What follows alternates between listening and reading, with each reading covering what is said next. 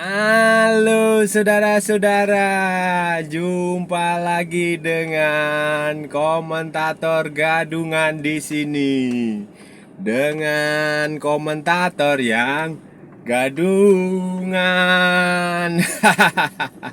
Seperti biasa saudara-saudara, kalau kita sudah berjumpa, pasti akan ada yang kita bicarakan. Penting atau tidak penting. Berguna atau tidak berguna, terserahlah, terserah. Yang penting sopan, bebas tapi sopan. Nah, saudara-saudara, hari ini saudara-saudara, kita akan bicara tentang apa ya? Oh ya, tentang ya itulah, tentang masih terkait PSSI lah, tentang bursa ketua umum dan lain-lain sebagainya.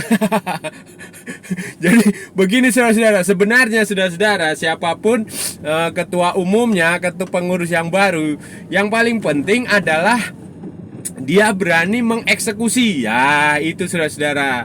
Dia berani mengeksekusi kebijakan dan benar-benar fair. Benar-benar fair, benar-benar sportif, sesuai dengan prinsip-prinsip olahraga, prinsip-prinsip hukum perundang-undangan yang berlaku, yang pokoknya normal lah, nggak ada kong kali kong, nggak ada yang aneh-aneh. Karena begini, di Indonesia ini sebenarnya sudah ada blueprintnya, itu udah ada, tinggal dilaksanakan aja. Nah, masalahnya kan selama ini jarang ada yang melaksanakan itu dengan murni dan konsekuen. Dan saudara-saudara, salah satu faktor yang harus diperhatikan oleh ketua umum yang baru adalah di Direktorat Teknik, Direktur Teknik dan Direktur Kompetisi. Nah, itu pokoknya di dua bagian ini, karena itu adalah otak dari sebuah pembinaan suatu sepak bola di suatu negara. Otak keberhasilannya itu ada di situ. Ada di Direktur Teknik dan ada di Direktur Kompetisi. Nah, itu seperti apa nanti akan kita bahas saudara-saudara di edisi kali ini. Ah, saudara-saudara, PSSI, Komite Pemilihan PSSI sudah secara resmi mengumumkan ada 5 kandidat calon ketua umum yang bakal bertarung di Kongres luar biasa tanggal berapa ya? Februari lah, 16 atau tanggal berapa lah, pokoknya bulan Februari 2023. Nah, dari 5 calon ini ya ada dua politisi, Lanyala Mataliti sama siapa lah, Jamie Francis siapa, itu politisi. Jamie itu anggota yang satunya anggota DPR, yang satu ketua DPD, Dewan Perwakilan Daerah. Sementara yang 3 adalah orang yang sudah berkecimpung, ya satunya menteri Pak Erick Thohir, tapi kan punya catatan rekam jejak olahraga yang sangat bagus. Terus yang satu lagi adalah ketua Bandung Premier League. Satu lagi adalah promotor Nine Sport, jadi yang punya CEO atau apalah itu. Nah, itu 5 orang itu akan bertanding. Terus ada beberapa wakil ketua umum, calon wakil ketua umum juga bertanding. Banyak lah pokoknya anggota komite eksekutif. Mereka akan bertanding memperebutkan suara pemilih mulai bulan, ya itu pokoknya nanti Februari itu mereka akan berpilih. Tetapi saudara-saudara, dari semua hal itu yang paling penting adalah begini saudara-saudara, program yang paling penting yang harus dijalankan oleh semua ketua umum terpilih nanti, yang paling krusial ada di Direktorat Teknik saudara-saudara. Direktorat Teknik dan Direktorat Kompetisi, Direktur Teknik dan Direktur Kompetisi. Karena itu adalah 2 hal yang vital dalam persepak bolaan di seluruh dunia. Seluruh dunia di mana-mana seperti itu. Di Malaysia juga mereka fokus direktur teknik yang benar. Di Thailand mereka merekrut direktur teknik yang benar. Di Vietnam apalagi mereka lebih benar lagi. Di luar negeri di mana-mana seperti itu. Kenapa? Karena direktur teknik itu adalah otaknya dari prestasi sebuah tim nasional. Otaknya ada di situ saudara-saudara. Fungsi direktur teknik itu bukan hanya memanggil pemain ke tim nasional kayak yang terjadi di Indonesia. Di Indonesia selama ini kan direktur teknik cuma ngurusi timnas. ngurusi pemanggilan timnas. Siapa ya? Bukan itu, jauh. Pemanggilan timnas itu serahkan aja kepada pelatih tim nasional, pelatih kepala. Itu dia udah tahu, nggak perlu ada direktur teknik juga tak. Nah, direktur teknik itu jauh lebih, fungsinya itu lebih dari sekedar itu, jauh lebih penting. Ada banyak fungsi direktur teknik. Salah satu yang harus diperhatikan oleh direktur teknik adalah penyeragaman sistem. Sistemnya itu harus seragam. Bahkan sampai jadi begini, kurikulum pendidikan di sepak bola di Indonesia itu harus seragam sejak dari anak TK, SD, SMP, akademis, SSB itu harus seragam, dan itu adalah fungsi direktur teknik, begitu, seragam. Kemudian di klub itu juga harus seragam disamakan. Jadi kurikulumnya disamakan, cara nendang yang benar bagaimana, cara mengumpan yang benar bagaimana, cara menggiring bola yang benar bagaimana, cara bermain bagaimana. Itu tugas direktur teknik. Fokus ke situ aja direktur teknik, begitu. Jadi jangan hanya fokus ke manggil timnas, nanti ada pemain yang nggak layak dipanggil ke timnas. Kayak siapa dulu itu, ada Arthur Irawan sama itu mantunya Iwan Budianto, Rafli, ya kayak gitu kan. Harusnya kan nggak perlu ada kontroversi pemanggilan kalau ya, tapi ya itu di Indonesia seperti itu, dan itu harus dilakukan oleh direktur teknik, saudara. Nah, saudara-saudara, direktur teknik di Indonesia ini sekarang ini kalau nggak salah adalah Pak Indra Syafri. Pak Indra Syafri ini dia menjadi direktur teknik di PSSI di eranya Sintayong. Sebelumnya ada beberapa orang juga jadi direktur teknik kayak Danur Windo, dulu ada namanya Bernard Skum. Terus ada pernah Sultan Hahara pernah jadi direktur teknik. Terus ada lagi Iswadi Idris dulu pernah, itu udah lama sekali. Nah, sayangnya fungsi direktur teknik di Indonesia ini kurang maksimal, saudara-saudara, kurang maksimal. Mereka hanya sibuk ngurusin pemanggilan pemain, bahkan kadang juga ngurusin pemanggilan pemain juga nggak beres. Kayak misalnya ya ini kasus naturalisasi pemain Indonesia ini yang kayak Sandy Walsh itu kan sampai 7 tahun. Terus siapa tuh, Jordi Amat, terus yang lainnya juga kan ya begitulah. Jadi hanya untuk ngurusin naturalisasi aja susah. Nah, sebenarnya itu bukan tugas direktur teknik. Sebenarnya direktur teknik nggak usah ngurusin kayak gitu, saudara-saudara. Direktur teknik tuh ngurusin, misalnya ya ini saya kasih tahu ya, itu kurikulum sepak bola yang benar itu kayak gimana. Terus dia harus punya bank data pemain muda yang berkualitas seperti apa. Terus dia membuat adalah dibikin pelatihan setiap klub pendidikan untuk pelatih-pelatih di Indonesia itu harus dibikin oleh direktur teknik. Terus formasi, terus ya dibikin standarisasi supaya nanti kalau pemain dipanggil timnas tuh nggak bingung, nggak main dengan caranya masing-masing gitu loh.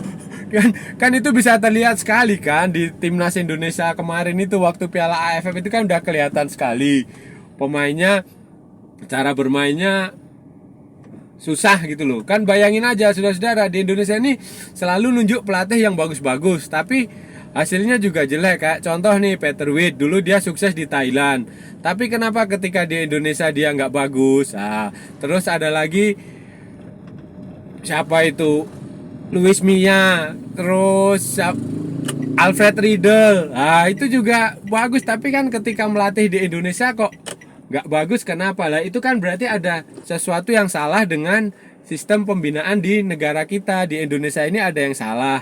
Salah satunya ya kemungkinan karena tidak ada keseragaman pembinaan. Jadi setiap tim yang bermain dengan tidak sama gitu loh. Jadi mereka akan bermain sesuai dengan keinginan masing-masing. Jadi tidak konsisten begitu. Intinya seperti itu. Jadi itu harus diperbaiki dengan keberadaan direktur teknik yang bagus. Yang benar. Ya bisa, nanti bisa ditunjuk oleh siapa yang bisa ngambil direktur teknik dari Jepang atau dari Korea yang punya pengalaman yang idealnya sih sepaket dengan Sintayong. Kalau Sintayong dari Korea ya direktur tekniknya bisa dari Korea. Jadi supaya terjadi kesinambungan antara konsepnya, antara softwarenya dengan hardwarenya begitu. Direktur teknik itu setiap bulan atau ya bikin secara berkala lah, bikin semacam pelatih apa ya, konsultasi dengan pelatih klub untuk menyamakan persepsi cara main. Misalnya ya sebenarnya bukan hanya dengan klub ya kurikulum itu tadi bener, ke kurikulum apa ya, pendidikan, SSB, akademi, tim junior itu harus diseragamkan. Misal pola permainan, skema, apakah kita akan pakem dengan 352, 442, 4231, 433 atau apalah. Itu harus diseragamkan semua. Kemudian cara main juga harus diseragamkan. Kita mau seperti apa? Apakah kita mau niru Brazil yang pamer skill, atau kita mau niru Inggris yang direct football, long ball, atau kita mau niru mana Spanyol, tiki taka atau teka-teki, atau kita mau niru mana Korea, Jepang yang main dengan disiplin, atau kita mau niru apa? Nah, itu tugas direktur teknik untuk menyamakan persepsi itu.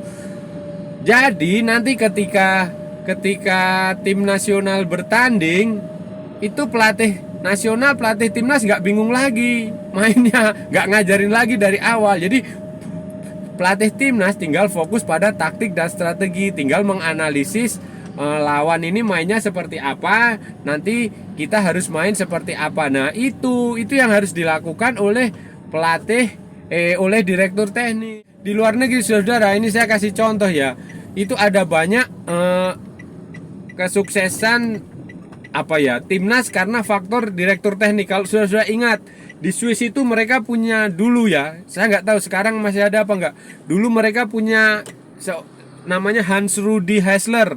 Itu dia direktur teknik di Asosiasi Sepak Bola Swiss. Nah, dia itu punya jasa. Waktu itu Swiss itu pernah juara Piala Dunia berapa ya, U17 atau U19. Nah, pemain-pemainnya kayak si Granit Xhaka, kayak Haris Seferovic.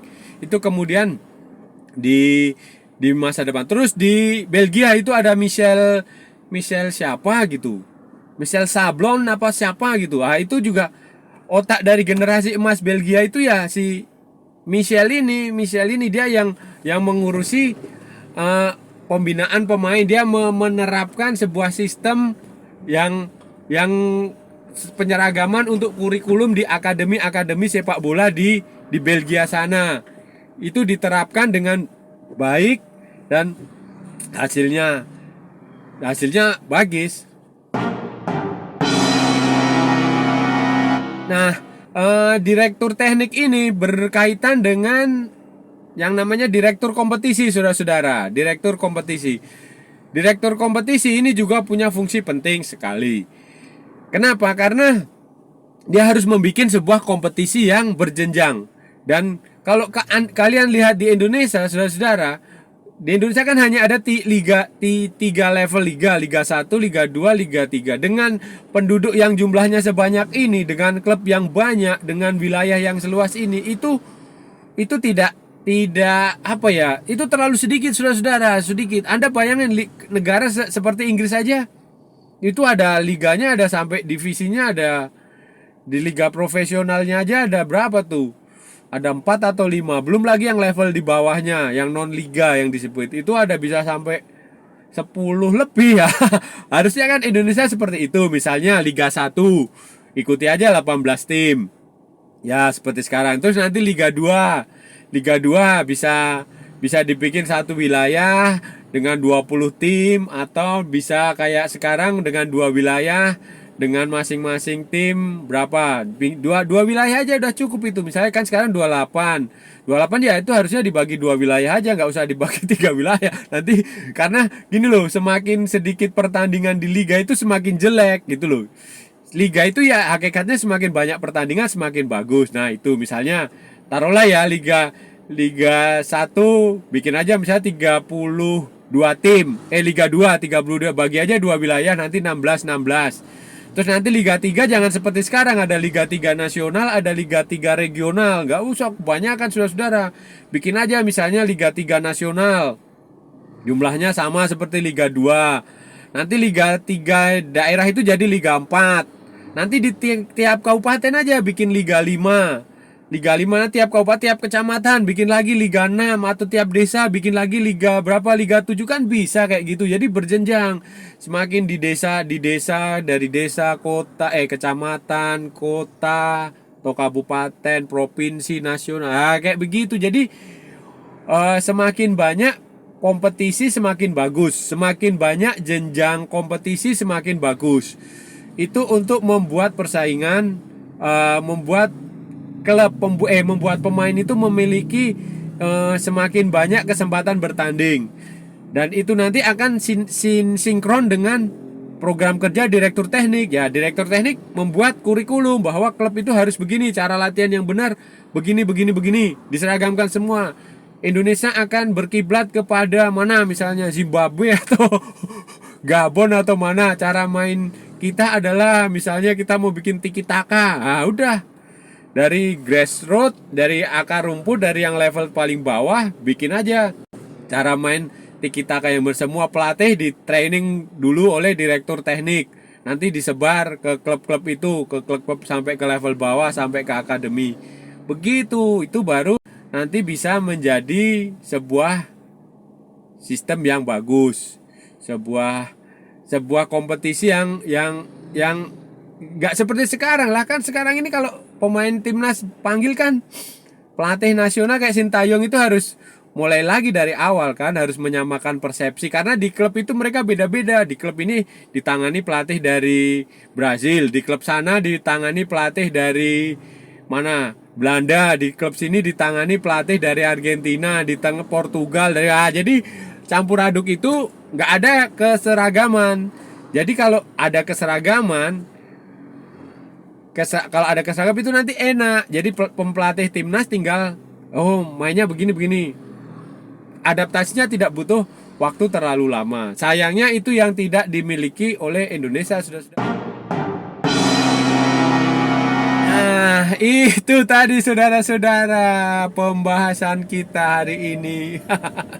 Kita sudah bicara panjang lebar tentang seperti apa seharusnya PSSI mengembangkan sepak bola di Indonesia. Kita juga sudah memberikan sudut pandang terkait pentingnya peran direktur teknik, pentingnya direktur kompetisi.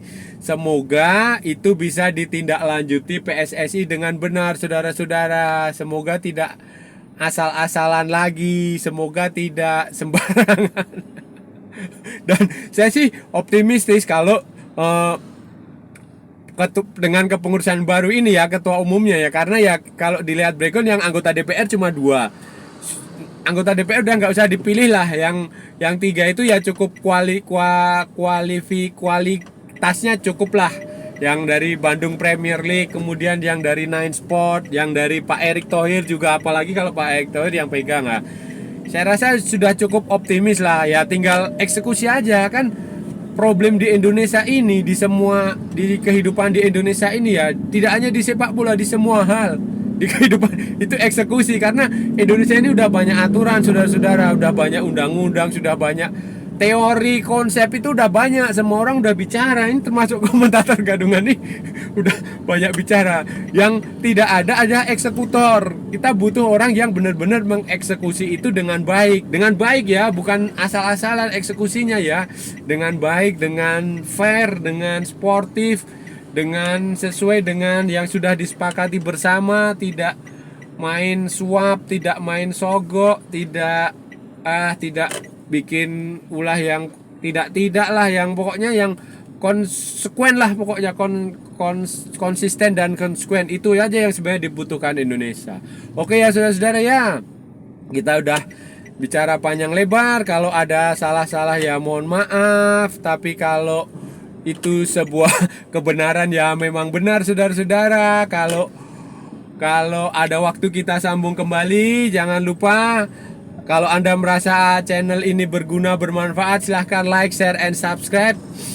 Dan ikuti pula akun media sosial Komentator Gadungan, ada di Facebook dan di Instagram. Oke, saudara, kita lanjut di lain kesempatan. Sampai jumpa, sampai bertemu kembali. Salam olahraga dan merdeka.